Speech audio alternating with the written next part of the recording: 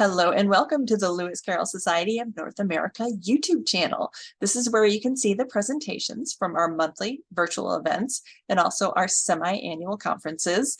And whether you are a learned Victorian scholar or a casual Alice in Wonderland fan, I guarantee you will find something of interest here.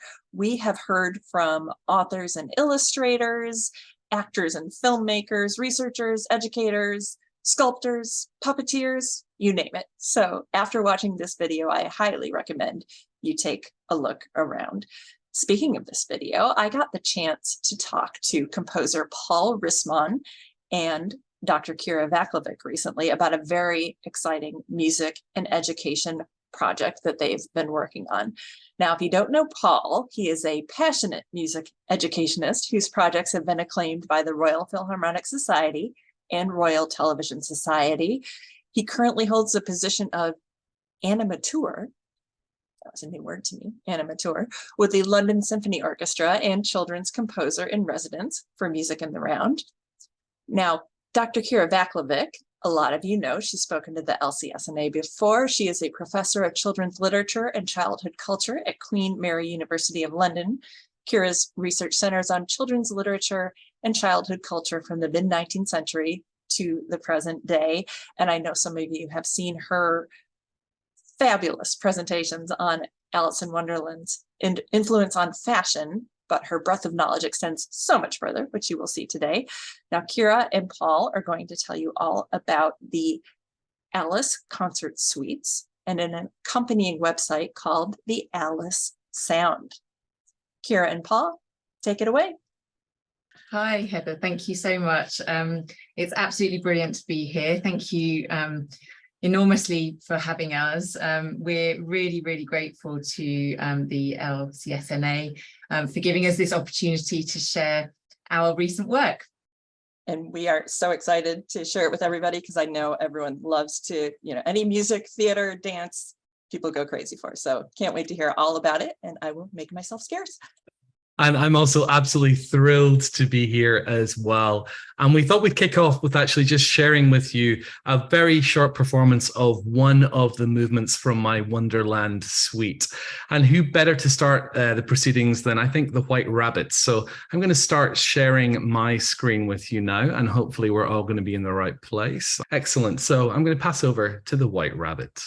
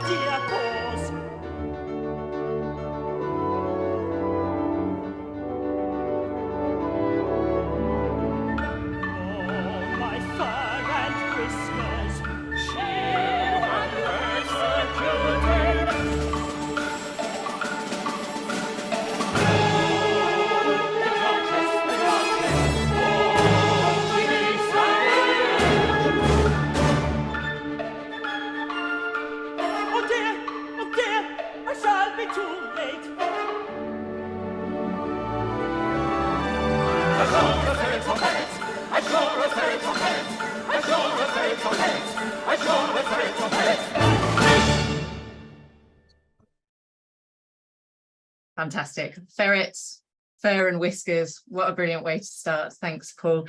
I'm just going to say a little bit about how we got here. Origin stories being, after all, so important to all things Carolian. So it was actually as part of my investigation of Alice's 19th century visual identity, which, as lots of you know, resulted in this book, big plug.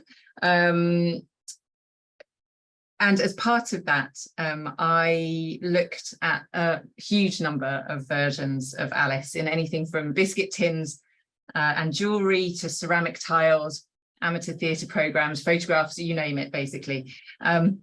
One really important group of materials were the music sheets based on, inspired by, or at the very least, linked to the Alice books, which were for private domestic use and which often had really lavish illustrations. Now, these are important because they're some of the earliest coloured versions of Alice ever produced. The first ever has her not in blue, but in salmon pink, which we might be able to see. So if some of them, like this one, are closely based on or copied from the Tenniel originals, others, like this one by Annie Armstrong, well, the music's by Annie Armstrong, are entirely new interpretations. So I was really interested and excited by these. So one of the sheets that I ordered to look through in the British Library was Arthur Cleveland's 1874 Wonderland Quadrille that you can just about see here. So the full title was Wonderland Quadrille on original subjects suggested by Alice's adventures behind the looking glass for pianoforte. Now, this initially was a massive disappointment. And not just because of that title. There were no images of Alice at all. And after a cursory glance through it, I just put it to one side. But then as I was sat there in the British Library, I gradually realized that the way that this particular music was organized offered considerable opportunities. Rather than by scenes or based on songs or poems within the books, this particular piece by Cleveland had different sections for different characters. I was trying to understand what Alice looked like to the Victorians, and I realized that here in front of me was the possibility of knowing what she might have sounded like to them. So I went off and took this to the LSO, and we developed a project that would deliver 2 new concert suites based on the books for young audiences today, also drawing on that Victorian music in an effort to blend in and give a sort of contemporary Victorian flavour to the work. So I'm going to hand over now to Paul, who's going to tell you a little bit more about his work prior to the Alice commissions. Feels like there was no work prior to the Alice commissions. They've been such major things and so amazing to work on. But I'm someone who's a composer, and I've spent my entire career working for orchestral education programs, working with people of all ages and all abilities, and finding ways to engage them in creating and performing their own music, all supported alongside by professional musicians. And in tandem to that work, I've also worked a lot as a concert presenter. So I'm the guy you'll see standing at the front of the stage, introducing young and new audiences to some amazing orchestras. And that could be anything from a concert for the under 5s and their very, very first introduction to the sound of the symphony orchestra, or an audience of adults who want to learn how Beethoven composed one of his great symphonies. But I found in my presenting work, especially for young audiences, that as I started to progress and develop my style of presentation further, I became incredibly frustrated at the lack of repertoire that had been written specifically to attract young audiences to the sound of the symphony orchestra.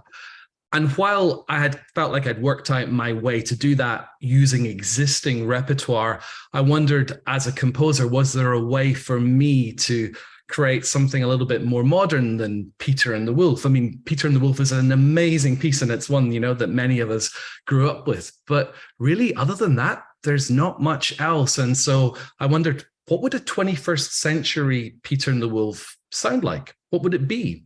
And of course, nowadays, we're dealing with very different audiences than the ones that Prokofiev wrote for. Our young people are incredibly sophisticated consumers of new and digital media. And so can we really expect a young person to sit on their best behavior in a concert hall and not move and not make a sound and really, you've got to question, why should we even ask them to do that? And so I wanted to make a new participatory kind of work that blurred the line between professional orchestra and audience. And the way that I found to do that was by transforming children's picture books into music. So I'm going to share my screen again with you and just show you some of the books that I've worked on prior to Alice. So here we have all of these works I have turned into music, and they were all chosen to appeal and engage to very different age groups. But what they have in common is that in each of these books, they have around 350 words. And that actually proved to be the sweet spot for me to translate that book into a 25-minute symphonic score. And of course, they have wonderful imagery, which we project above the orchestra as they play my music.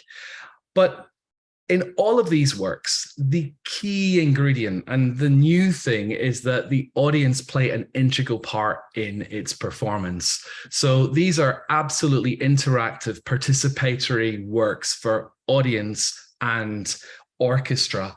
And when I mean participation, I mean it could be through song, it could be through some kind of rhythmical chant or clapping, or some very sophisticated body percussion even. And the reason for engaging young people that way is really my job, I felt, was to connect that young audience to the wonderful sound of the symphony orchestra, which I adore.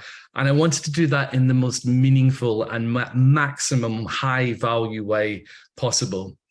And around about 2014, Kiera came to see one of my children's concerts at the Barbican with the London Symphony Orchestra. I think we were performing the Chimpanzees of Happy Town at that point. And afterwards she said, hey, what about we do the Alice books? And that was me, I was hooked.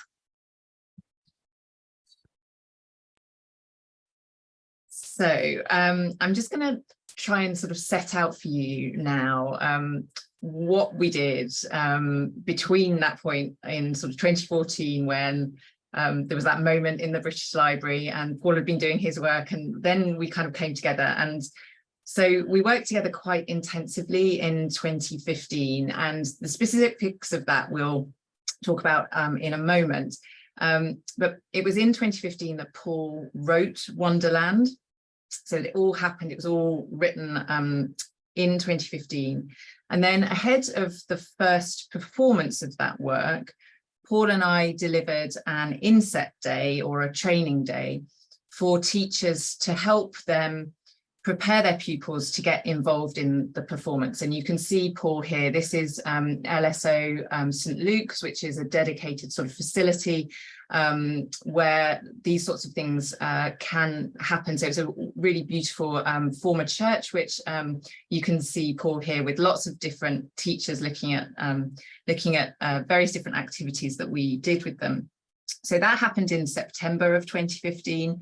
And then the Wonderland Suite premiered, including one performance with the LSO Youth Choir at the Barbican in London in November 2015.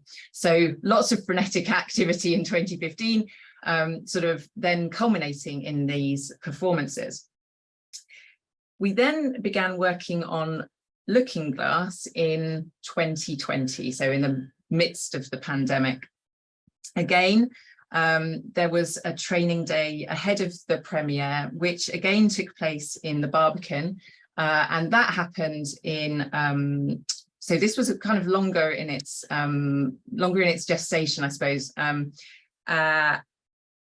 partly because there was a big funding application that was involved in the development of this project. And I'll say more about the funding in a moment. So we had a training day and then the premiere happened. And the concert this time was accompanied by wonderful animations. You can sort of see, but you'll see more of this in the clips that we're going to be showing. Wonderful animations by Vic Craven, using, as you can see, Tenniel's illustrations, but also stills from Victorian toy theatres. So you'll see those in action as we go through our presentation. So I mentioned the funding application, and one big difference between the Wonderland phase of the project and the Looking Glass phase of the project was that this time around we had more money.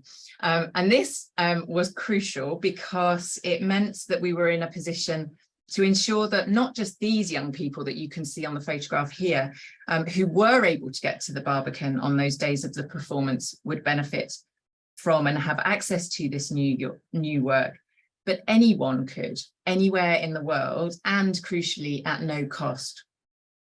So we also wanted to ensure that children, young people and teachers would get the support and development that we were able to offer to those teachers who could come along to the training days.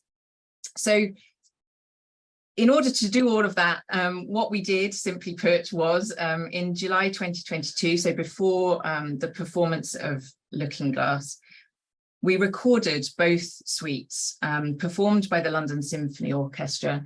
And as we were doing that, we also developed a website for the full performances to be housed on, and not just the performances, but also an extensive set of cross-curricular learning resources aimed at enhancing engagement with the music and with the books. So we'll come back to the website later on, but first Paul's going to tell you a little bit more about how he went about this commission. So both Wonderland and then Looking Glass, they presented a whole set of challenges for me as the composer. Carol's work is, of course, so brilliant, and it has an appeal that spans across generations. I really wanted my scores to be able to do the same as well. So although we were specifically creating works for young audiences, I hope that those young people's parents and teachers and you out there will enjoy the music just as much as the young people did. But also the London Symphony Orchestra also needed me to create music that was extremely flexible, because actually it was going to be used in 3 very different kinds of performance. And so all of the songs that I created for both Wonderland and Looking Glass, they had to be scored in 3 different ways so that they could be sung by an untrained primary school child with no dedicated music specialist teacher. So, you know, just music that could be sung by an 8-year-old. But then that music could also be then expanded, become more sophisticated and performed by a youth choir, which we did in the Wonderland suite. And then ultimately, the music was scaled up further again to be sung by brilliant professional opera singers too.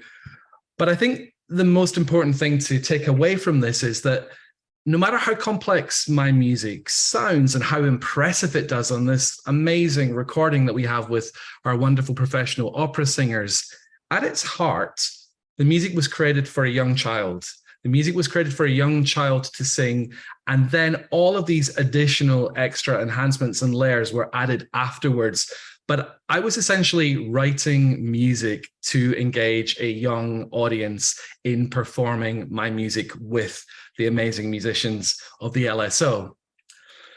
The biggest challenge that I had, especially since I've told you that I'm usually setting a picture book that has about 350 words, of course, is the size of Carol's books. You know, these wonderful, wonderful, groundbreaking books. It was just glorious to immerse myself in his incredible witty language. But first of all, I found it completely overwhelming. And so when Kiera and I began working on Wonderland, I said right at the get-go, it is impossible for me to retell the entire story of Wonderland because actually I have a 20-minute commission. There is no way we can do Carol's book justice in 20 minutes. And so what I said I could do was create a series of character pieces inspired by some, though not all, of the characters in Wonderland. So the Wonderland suite ended up being 9 movements in total. And it loosely, very, very loosely follows the shape of the book in that the first movement, the Golden Afternoon, begins with Alice by the riverbank and falling asleep. And then we have the appearance of the White Rabbit. And if you go all the way through to the 9th movement, we meet the Queen of Hearts, We play croquet with her. We go to court to find out who stole the tarts. And then Alice starts to grow and we end up back at the riverbank. But these are basically stand-alone musical portraits with a bit of narrative, extra narrative put in the first and the ninth movement. And they were all designed not only for professional musicians to play, and a big part and responsibility of my job as the composer is also not only to ensure that the audience have a good time, but also that the orchestra have a good time playing the music as well. That's equally as important. And so we made this offer to schools initially. It's a 20-minute piece. Come and sing it with the London Symphony Orchestra. And we had no idea whether or not schools would engage with that much material, because many of these schools didn't have dedicated music teachers. But as Kiera said, we worked with the teachers, we prepared a whole load of resources to make it learning this music as easy as possible. And of course, Carol's words are so much fun to sing as well. But we had no idea whether when the kids came to the Barbican, whether they would do it, but they did it. And thousands of kids sang with the LSO. And it's a very difficult thing to imagine, but you just imagine like the entire audience of a fancy concert hall getting to their feet and singing their hearts out with joy and love. And basically that's what happened. And then it happened again in Australia. I took the work to the Adelaide Symphony Orchestra and we performed it there as well. It wasn't all hard work for the kids, though. There were a couple of sections that the kids didn't sing in so that they got to sit back and enjoy the sound of the orchestra. And so I thought I would just play you one of those movements now. And this is the number 6, the Cheshire Cat. It's a very short movement. And here, Carol really presented me with 2 challenges. This one is wordless, so I wasn't setting any of his words, but of course it's a cat, so I need to find out how can an orchestra meow. And then the second thing is, of course, the Cheshire Cat is a magical creature that appears and disappears, and how can we make music do that as well? So I'd like to play you what I wrote for the Cheshire Cat.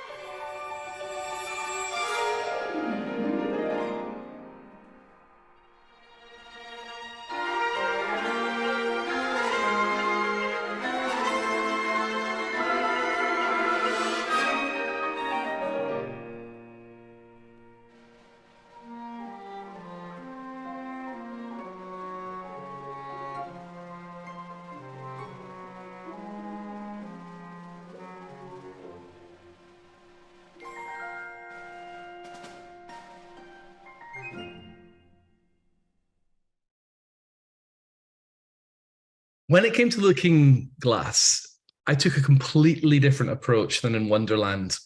Looking Glass to me felt like a structurally simpler book. And I guess maybe it was through the confidence of having set Wonderland and worked with Kiera that I thought, you know what? Is there a way that we can condense all of Carol's book into a 20-minute concert suite, which is more like my earlier pieces where we're actually narrating the story on top of the music? And actually it wasn't. It was completely impossible. It's far too rich a book, far too sophisticated to be able to condense it into 20 minutes. But it is possible to do it in 30.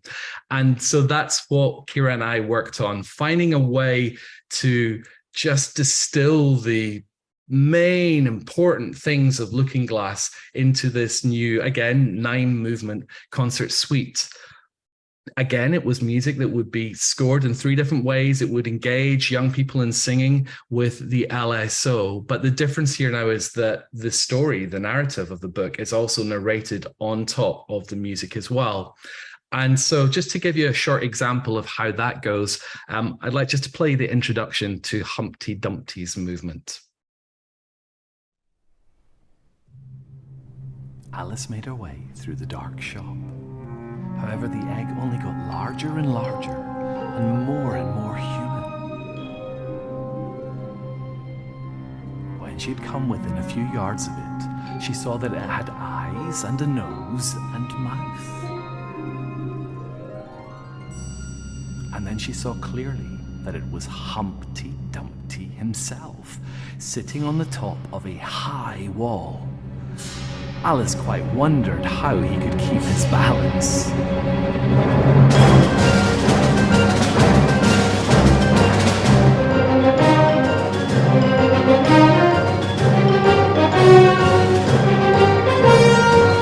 is very provoking, it is very provoking to be called an egg, to be called an egg. Very, very, very, very.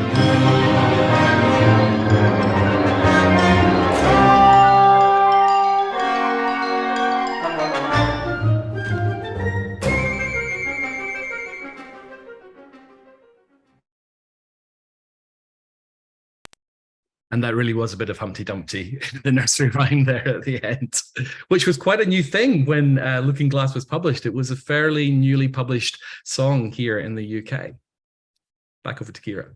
Okay, so I'm just going to thank you, Paul. I'm just going to say a few words about how we, Paul and I, who speak very different languages professionally speaking, worked together. So this collaboration took place, broadly speaking, in 2 key and very different settings. Firstly, the British Library, and secondly, my kitchen. Our first challenge was to figure out how and where we could look at the music sheets, which are usually languishing, unused and unseen in the British Library. We wanted to be able to look at them together and to make noise. Both things really not, highly unlibrary-like behaviour. The British Library curators were incredibly accommodating on both occasions, and provided us with a meeting room where we could look and hum and, crucially, I think, talk together. So we went to the library, and as you can see from this photograph, Paul took a very dainty little keyboard with him, and we explored and photographed and scanned various bits and pieces of music, which he used in ways that he'll explain in a moment. We also spent a lot of time outside of the British Library, usually in my kitchen, talking about the books, talking about their characters, the structure, and of course the sounds of the books. And that for me then led to a whole new area of research, in fact. But rather than going down that particular rabbit hole, we're going to go back to Paul, who is going to tell you more now about how he worked. Oh, this is sort of the Bible. This was kind of the results of our of some of our sort of deliberations, which he then took with him. And yeah, so he's going to tell us about how he worked with all of this very different kind of raw data. Before I stop sharing my screen, I just want to say these sheets here were really so crucial to me in how I created my music and how I understood the characters far better. And it was just such a privilege to get to work with Kiera and to explore these characters. And in spending like a whole 3 hours talking about a single character was absolutely fascinating. And one of the funny things we discovered was that we were both in relationships with white rabbits at the time as well. Let me stop sharing my screen here. Here we go. There we go. One of the amazing things for me was revisiting the Alice books as an adult was just an extraordinary experience. And putting everything aside that Disney tells us about Alice, and then reacquainting myself as an adult with Carol's extraordinary mind, it didn't feel like work at all. And it was such a joy to work with the text, with Carol's text. And I adored the challenge of turning it into music. I adored the challenge of Looking Glass of condensing things so that it fitted over and with my underscore as well. And one of the things that I settled on very, very early on, which you hear very clearly in Wonderland because there's no narration, is all of the lyrics that I set, all of the song lyrics that the young people or the professional singers sing are actually character dialogue from the books.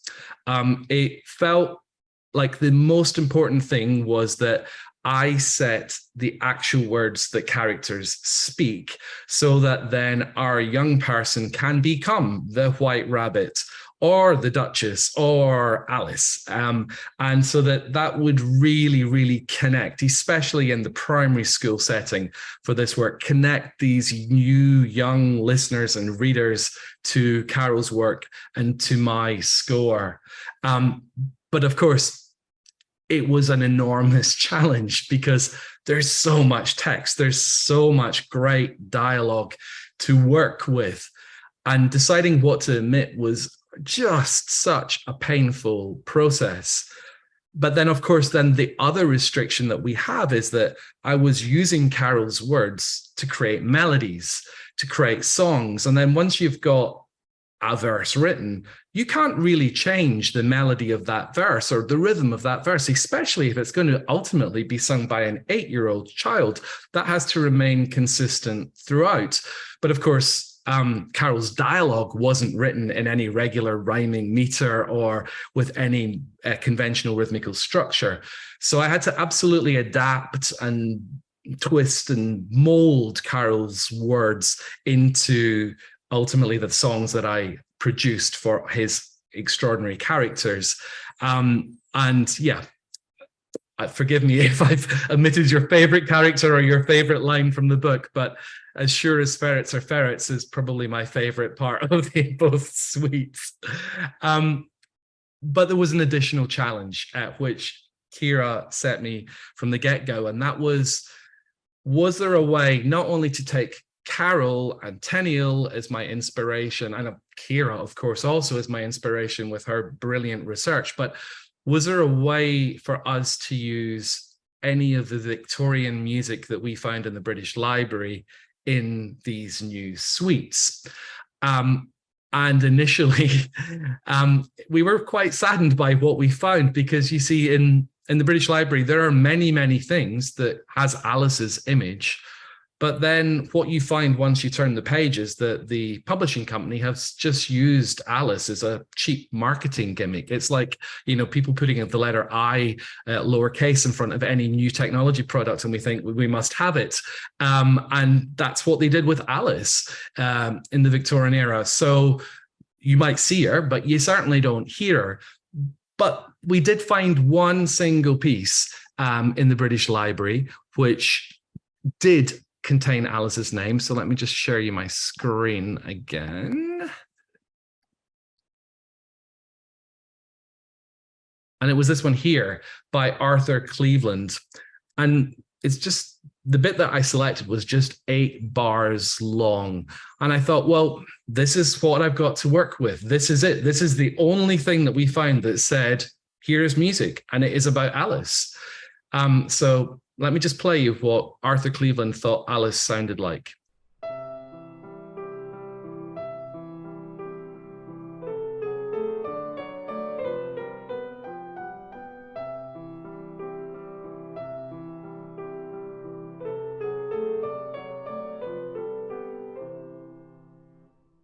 It's cute. It's very nice, but don't you think it's maybe a bit too nice?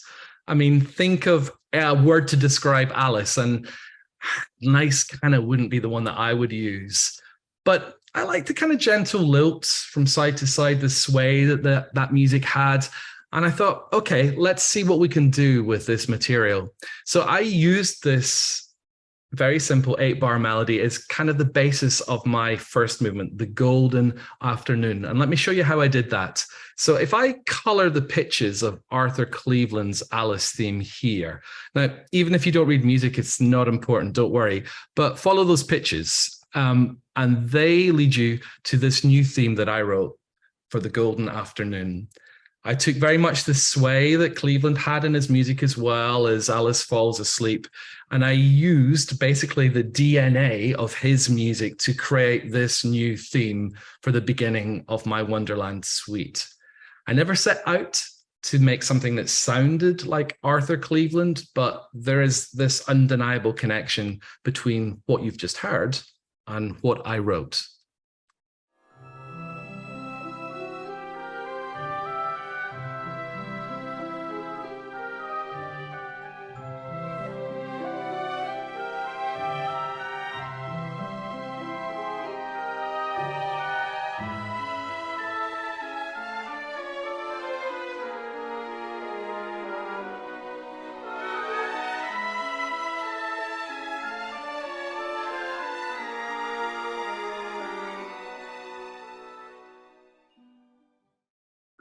And that theme is reused in many other ways, most notably in the music for the Queen of Hearts. Up to speed and played very, very harshly, kind of more similar to Hitchcock's Psycho, and you've got the perfect accompaniment for the Queen of Hearts. Kiera set me the exact same challenge when we began working on Looking Glass. And actually with Looking Glass, because it was going to be a work that had Carol's narrative spoken over the music and through the music, we find something that just ended up being absolute gold. And it was this piece by William Boyd, Through the Looking Glass, and he set actual text from Carol's book, from the lead up to the banquet scene at the end of, towards the end of Looking Glass.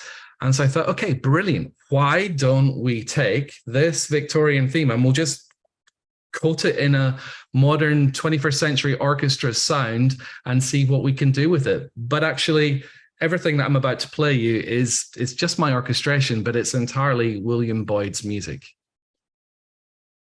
Suddenly, the door was flung open.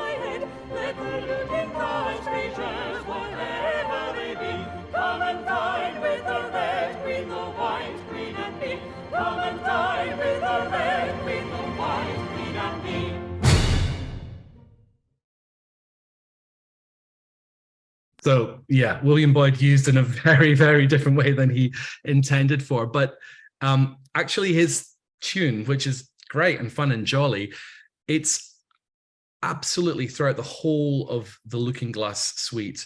You hear it right in the beginning. I use it to create a bass line when Alice is in the Looking Glass house and the snow is falling outside on the window panes. And then all the way through the kind of crazy finale to Looking Glass, that theme is given the most extraordinary treatment. Sounds nothing like what William Boyd did with it, but it's, again, this Victorian DNA is absolutely at the heart of my new contemporary scores. And I guess for me, one of the biggest challenges of being a composer who works to commission in the 21st century is that orchestras, while they often have money to commission new music, which is great, and the fact that orchestras are commissioning new music for new and young audiences is an amazing thing, and that's a wonderful thing, and we should celebrate that. There's usually very little left in a cash-strapped organization to do anything to wider the access and level of participation of that work beyond the purpose that it was originally intended for. And one of the things that I'm just so incredibly grateful to Kiera about is the fact that she had this amazing idea about, well, why can't we make this work that we're so proud of more accessible? And actually, why can't we make it free? Why can't we make it free to anyone, anywhere in the world to do what they want with your scores? Which is brilliant, because that's absolutely at the heart of everything that I do. I want young people to participate. I want them to fall in love with the sound of the orchestra. And that's why this Alice Sound website is just so important. So I am in the final, we're just going to look in the final sort of section of this presentation at the Alice Sound website. Which we're really excited to share with you. It's almost ready to be launched. We're looking to launch it in the first week of June. So what you can see here is the homepage for the Alice Sound. If you scroll down like that, Paul, that's great. It outlines all of the different features, from watching to finding out more to being able to sing and play along, and then to be able to participate and create a whole range of different things. So that's our homepage. Then along the top bar, we have the 2 concert suites. So if you've been paying attention, you can tell that these are all of the 9 movements for the 2 different suites, Wonderland and their Looking Glass. Then we have a tab for finding out more about the books and about the Victorian influences on Paul's music that you've just been hearing about. Then, crucially, we have a whole section which takes you through to a whole swathe of cross-curricular learning resources, and these span art, drama, writing, and music. So if you want to make a papier-mâché Humpty Dumpty or have a Tweedle meltdown, and frankly, who doesn't, then this is very much for you. And I just wanted to say here, I suppose, that just as the text and actually working with Paul enabled me to understand finally how multi-dimensional these texts are and how multimedia they are. They're texts which not only involve amazing illustrations and words, but they also bring in sound and music. And just as the books do that, so too do these resources. So do these resources enable children to not just do music and not just do reading and writing, but also do drama and art and various different types of performance, and often to do those things at the same time. So there's one resource which invites children to think about the ways in which we can picture sound. So it's absolutely that fusion of different ways into the text. So we want to just show you how this works for each individual movement. So if you go to Looking Glass, you get to the landing page. Here is the entire performance. So I think there were people asking in the chat, are there videos? So this is the whole 28-30 minutes. Then if you carry on scrolling, Paul, then you get links to each of the 9 movements. And what we're going to do, if you click on the text, remember, Paul, got it, is of that particular movement. So here, if you scroll down a little way, here is the recording of the full version. And then you have 3 different films. So you have Paul talking about the music, the background to the music, all of the things that he was trying to achieve with it. You've got me talking about Humpty Dumpty as a character and what his role is in the text. And then you have one of the singers, Emily, teaching you how to sing the song. So we've got that video content. Then, because you've been so inspired by watching these things, you then have the possibility of singing them yourselves with the London Symphony Orchestra, sometimes with a whole different, there's 4 different options as to whether you want to have the orchestra and vocals, or you can see as I'm talking about this, there's all of these different options. Then you've got the lyrics and the music. And finally, right down at the bottom, a whole series of resources. So here was that papier-mâché that I mentioned. There's also drama.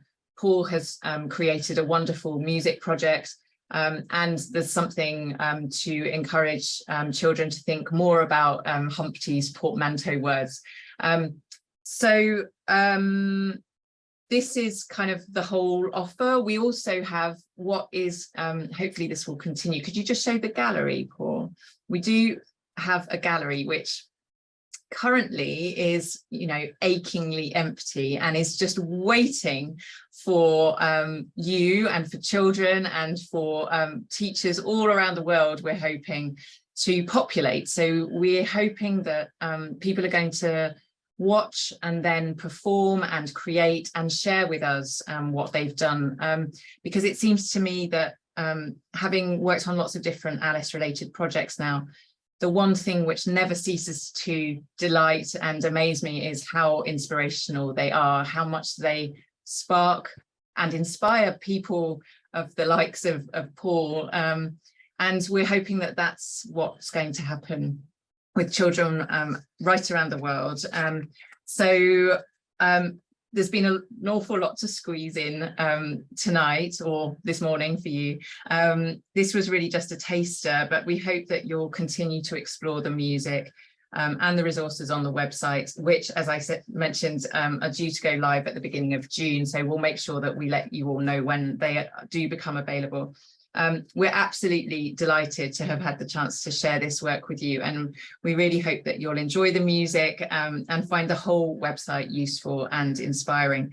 Please do let people know about it so that we can help tune in a whole new generation of Carolians. Thank you very much. Thank you. Thank you both. Can I just say I've never had a presentation so much where I just kept wanting to like bust in and add my 2 cents. It was just so fun listening to you talk to each other. I just wanted to join the party. Before we start Q&A, just real quick, everybody, I'm dropping a few links in the chat. The first one is the email that has our social hour link on there, just so you all have it handy. We are having a social hour immediately following the presentation, and Kiera will be able to join us for that. And I just dropped the same link in the chat. Okay, and then also that spring fundraiser link, because like I said, I did make that active just for today if anyone forgot to buy a print, if time got away from you. And I will say, particularly someone in another country, I have exactly 6 international stamps left. It'd be a real shame if those went to waste. It's going to blow my whole fundraising budget. So first of all, Paul, let me commend you on all the screen sharing and stopping and going. I know how nerve-wracking that can be, trust me, from experience. And it was flawless. It was wonderful. And also let me commend you on your narration skills. Boy, that Humpty Dumpty has never been so suspenseful. That was fantastic. And by the way, everybody, the word that I mangled at the beginning, animateur, someone who leads and encourages participation in a particular activity, and especially in a cultural or artistic activity. So that is certainly what you are, Paul. So we have some audience questions, but of course I get to ask all my questions first as the host. Kiera, when you went to see the chimpanzees of Happy Town, were you purely doing reconnaissance, or did you have your kids with you to enjoy the concert? Oh, do you know, I can't actually remember. You brought all your PhD students with you. I was going to say, knowing me, my children were probably not involved at all. They did come to the Wonderland premiere and to Looking Glass. Yeah, I think we had, it was part of a whole series of the first 3 seminars in our children's lives research seminar were on adaptation. So my very lucky, fortunate PhD students got to go to the green room in the Barbican to meet Paul. So yeah, I think not children, but students. But it's always been, I've always found it really fascinating what Paul does. But what Paul does is what he's the practitioner, and I'm the sort of theorist, I suppose, of this very process. So I spend a lot of time teaching adaptation as well as researching it. So did you have a motive when you attended this concert? Did you think, I'm going to ask Paul to work on this with me? Or did it kind of strike you as you were sitting there like, wait a minute, this Alice in Wonderland is perfect for this? I think I probably always wanted to work with Paul. But it was just a kind of, it was great, sort of a great opportunity to open up for me and for students to see how this works in practice. And we very, it's very easy for us to just kind of get trapped here within the walls of the university, but actually to get out and to see live what is happening and what children are being exposed to is really, really precious. So once I'd seen that, I just thought, wow. I mean, and it's an amazing thing. Paul talked about it earlier, but seeing so many children engaged with and completely absorbed by what's going on stage with this kind of world that you can so easily assume is not for them and could not possibly ever interest them. It's just fun. It is phenomenal. So, it was absolutely amazing for me to kind of, encroach on that world and on Paul's universe. So I'm massively thrilled that this has happened. And by the way, a few people have mentioned it's thealicesound.com, but yes, it's not active yet. We will let y'all know. It'll be next month when you can actually visit that URL. Paul, you kind of blew my mind with those colorful notes, and dropping them down and showing us. I mean, is that something you've ever done before, adapting someone else's work? And oh yeah, I do a lot of, so when I'm not presenting my own music, I'm talking about other people's music. And so it always seemed like a really easy way to show, like, if you're looking, how is a theme adapted? And I think the first time I ever did it was with Elgar's Enigma variations. So you take all the pictures of his Enigma theme, you color them, and then you just move them a little bit and you understand how it transforms. And so yeah, it's way more labor intensive in Photoshop than it looks. I bet. But yeah, that was fascinating. That kind of blew my mind, just seeing it happen right in front of me like that. I'm wondering, when you said it was, what to omit was so painful, but what to include? Were there a few that were no-brainers, just the music came to you immediately, or was it all a painful process? No, I mean, so in Looking Glass, it was really simple. If this does not advance the story, it's cut. I wanted so much to set Jabberwocky, but I couldn't, because it doesn't advance the narrative. So, but there's still a little bit of pain there, and maybe that will come next as a side project. I don't know.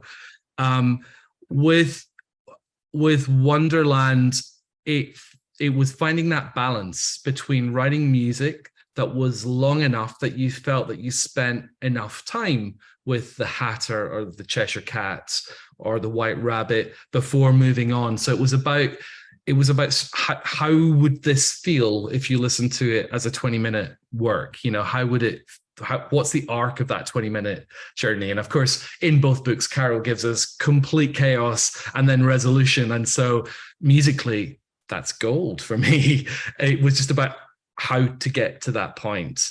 But there definitely was a moment with Looking Glass where I thought, I don't know whether I'm going to have enough time to get Alice back through the glass, but we got there.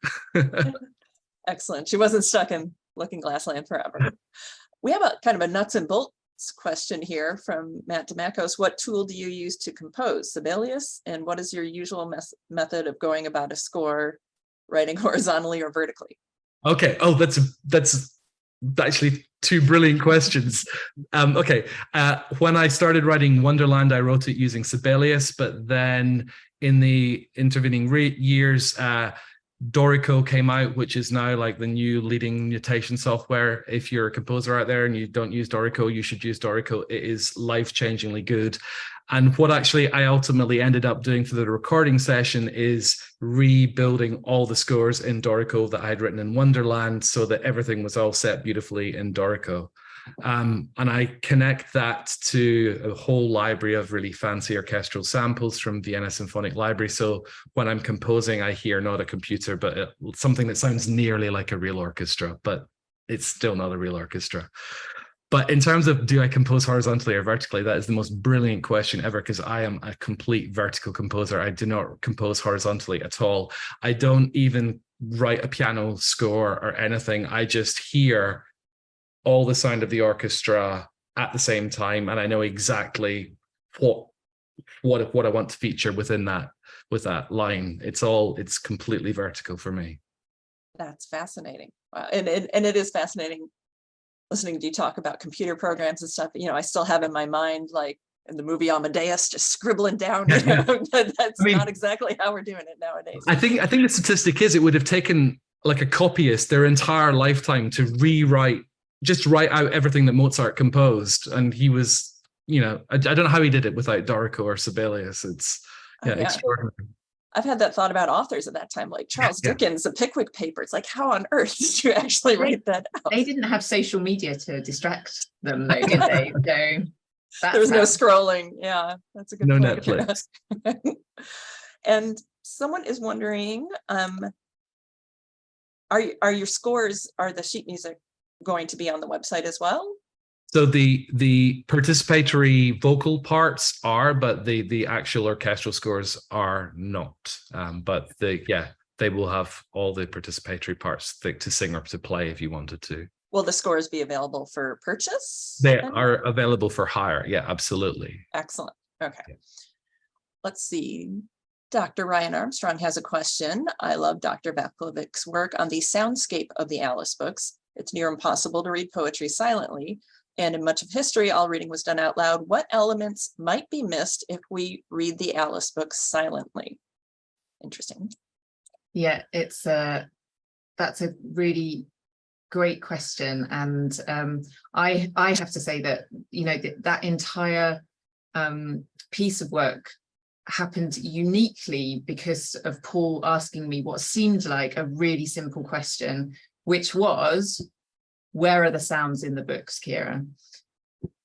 Where are there like teacups rattling, or where are the sounds? And me looking at him completely blankly and saying, I can tell you what they're wearing, but no idea, no notion at all. So then basically that's what I did. I reread both of the books, listening, wanting to hear what the sounds were, and that just uncovered an entire different dimension of these books for me, and it's been lying in kind of plain sight basically for all of this time. We've become obsessed with, and for good reason, because the illustrations are incredible, but I think that when they were first written, as Ryan says, this was an environment that was much more performative and that was keyed into knowing that so many different sounds were being alluded to within these works. And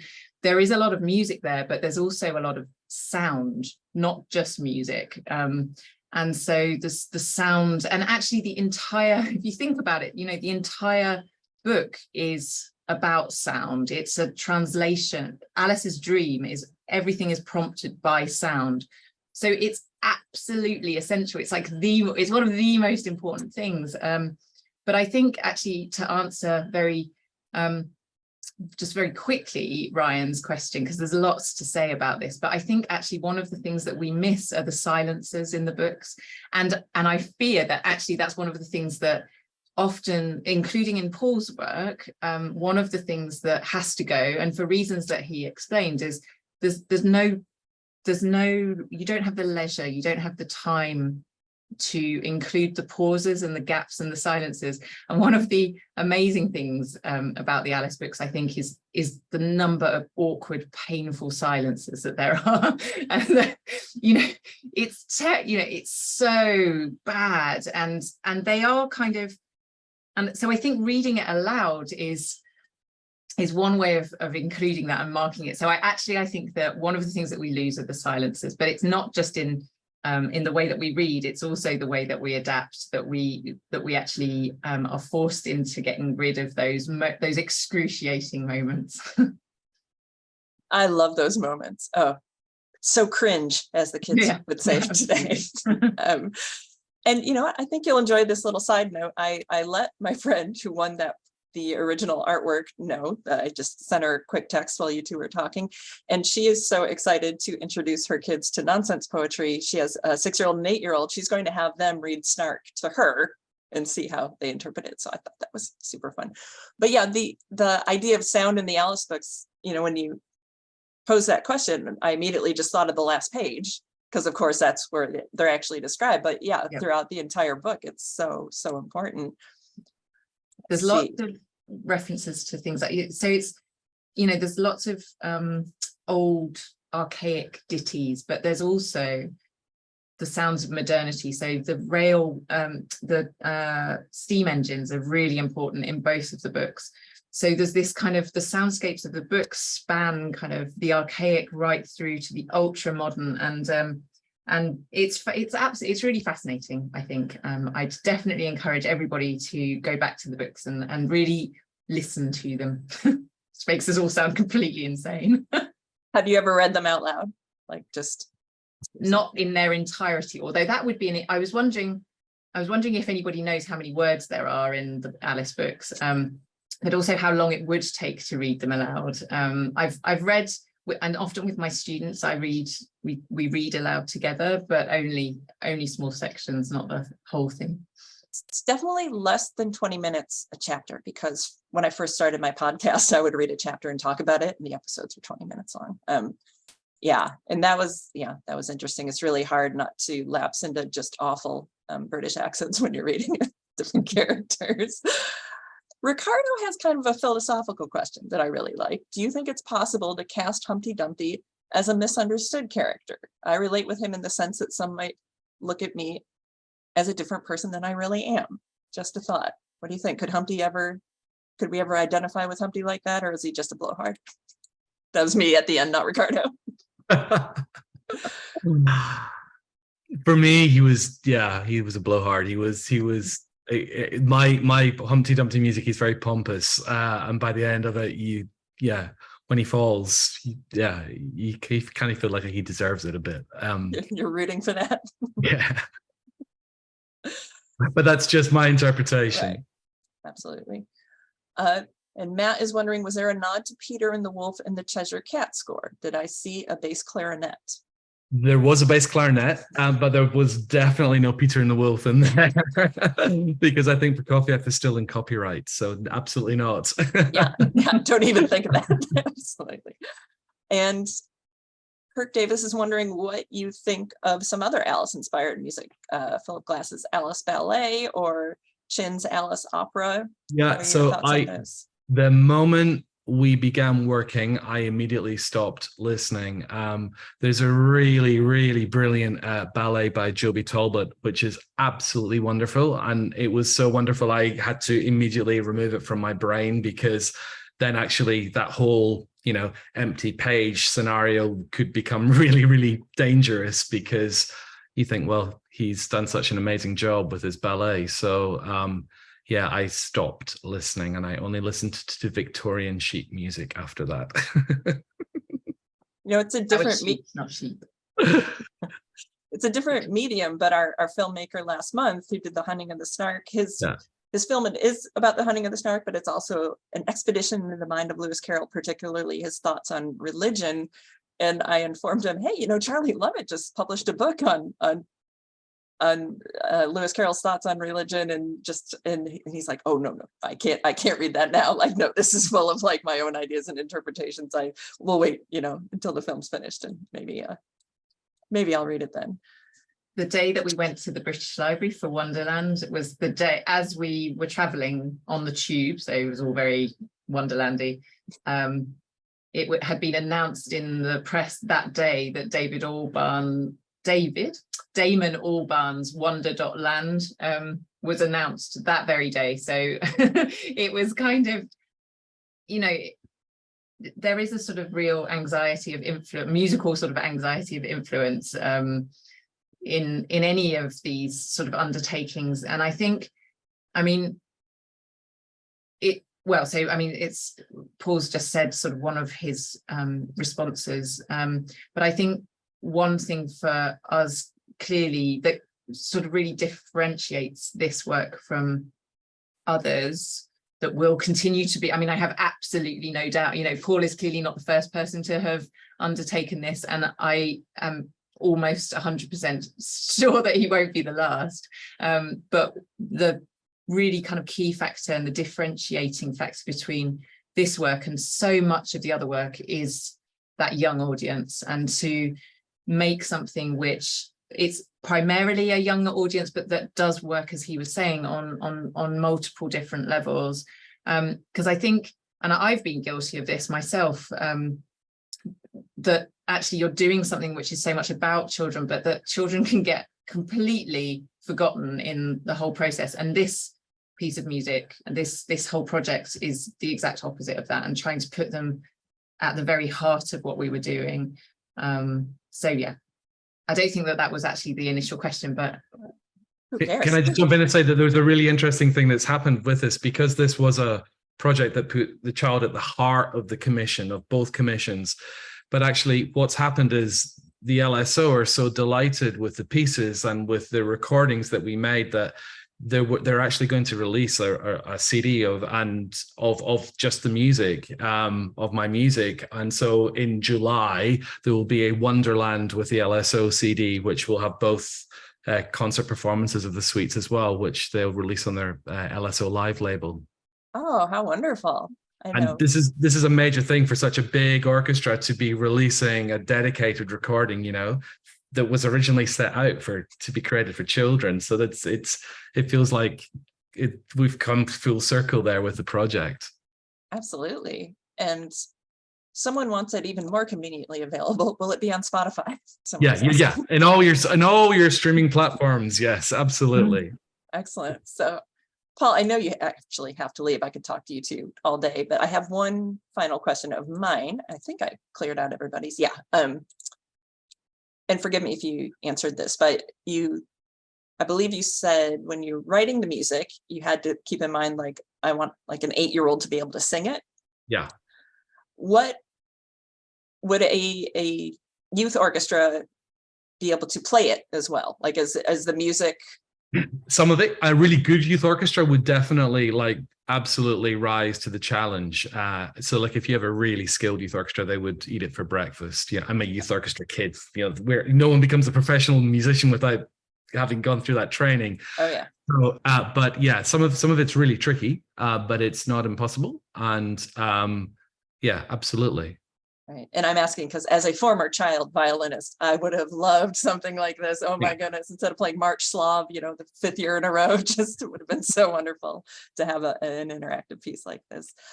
Thank you so much, both of you, Kiera and Paul, for being with us today. I mean, everyone's just so excited about this. I'll send you the chat transcript later so you can see all the comments. And yeah, everybody, I'll be sure to let you all know when the website is launched. thealicesound.com is the URL, the eventual URL, correct? And yeah, and please join us next month. We have our spotlight on collectors with some people you know and love. Claire Imholtz, Catherine Richards, and Joel Birnbaum will be highlighting different parts of their collection. And then July, I'm still working on it, but August will be Francisca Colt doing something sciencey with Lewis Carroll. That's all I know, but I trust her. It's going to be great. But again, thank you both so much for letting us know all about this exciting project. And I can't wait to visit the website next month. And we will see you all later. Thanks, everybody. Thank you very much. All right. Bye. And we'll see you at Social Hour in just a few minutes. All right. Bye.